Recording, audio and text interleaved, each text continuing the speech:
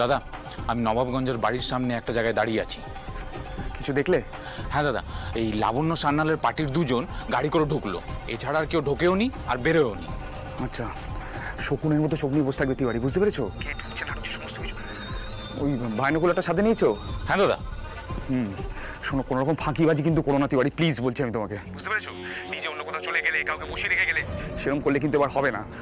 নিজে ওখানে দাঁড়িয়ে থাকবে, কারণ আমার মন বলছে রোহিত আর ফুলকি ওখান থেকে বেরোবে।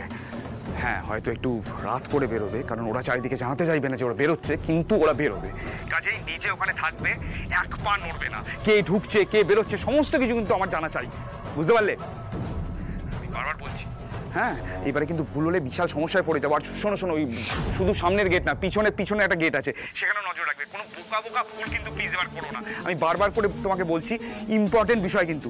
হ্যাঁ হ্যাঁ, রাখো রাখো, হ্যাঁ রাখছি। ঠিক আছে দাদা।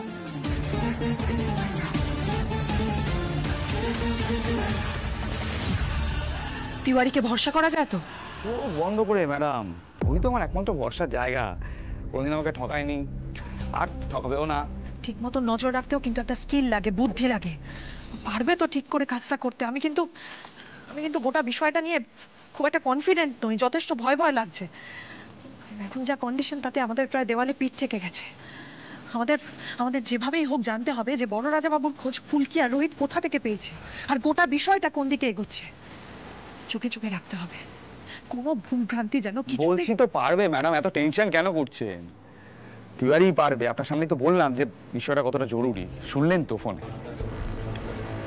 রুদ্ররূপ সান্যালের উপর যখন দায়িত্ব দিয়েছেন তখন একটু ভরসা রাখুন। আমি বললাম তো, আমি দেখছি।